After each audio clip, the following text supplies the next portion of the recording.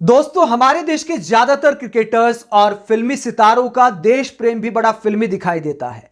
इनका राष्ट्रवाद वाला खून तभी उबाल मारता है जब इनको जुबान खोलनी होती है सत्ता के समर्थन के लिए या फिर किसी बड़े उद्योगपति के समर्थन में उतरना होता है।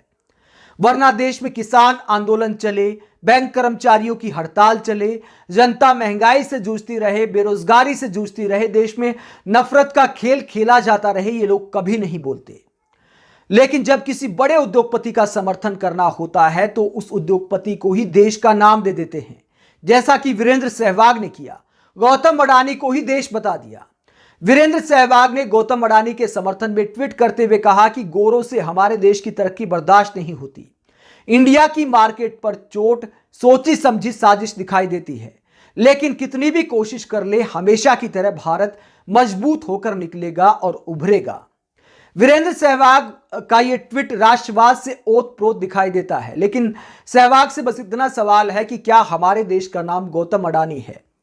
और जो हिंडनबर्ग रिसर्च रिपोर्ट ने खुलासे किए, अगर उसमें सच्चाई है, उसकी जांच होनी चाहिए सबसे पहले। तो अगर उसमें सच्चाई है तो यह हमारे ही देश के लोगों के साथ धोखा है। अगर धोखा करके कोई रेत का महल खड़ा कर दे जो चंद गोरों के सवालों से धराशायी होता दिखाई दे, तो क्या उसकी जांच नहीं होनी चाहिए? और क्या हमारे देश के क्रिकेटर्स को ऐसे मामलों में कूदना चाहिए जिसकी उनको कोई जानकारी नहीं है? अगर इतनी सोची समझी साजिश थी तो चंद सवालों से आखिरकार ये साम्राज्य ढहता हुआ दिखाई क्यों दे रहा है? क्यों इतने लाख करोड़ का नुकसान हो गया जिन्होंने अडानी ग्रुप के शेयर खरीदे?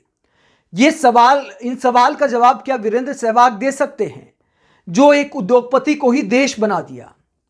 सवाल यह भी उठना चाहिए कि जो जनता का पैसा है, बैंकों का पैसा है, क्या एक उद्योगपति को इतनी बड़ी मात्रा में कर्ज देना चाहिए? क्या वीरेंद्र सहवाग ऐसे सवाल उठा सकते हैं? क्या इस देश में पहले उद्योगपति देश छोड़कर नहीं भागे हैं, जिनको आज तक हम वापस नहीं ला पाए हैं?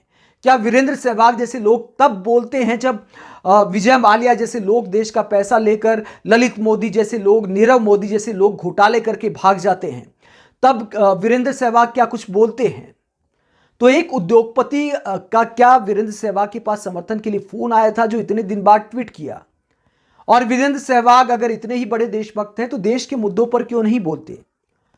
ये वही सहवाग हैं जिनको क्रिकेट में अच्छे प्रदर्शन पर हुड्डा सरकार ने कभी जमीन दी थी और उस पर इतना महंगा स्कूल बनाया है कि मिडिल क्लास का बच्चा तक एडमिशन नहीं ले सकता वीरेंद्र सहवाग के स्कूल में। आप वीरेंद्र सहवाग के गौतम अडानी का ऐसा अंध समर्थन करने पर क्या सोचते हैं? कमेंट बॉक्स में अपनी राय जरूर दें। आप देखते रहिए पब्लिक मीटर। नमस्कार।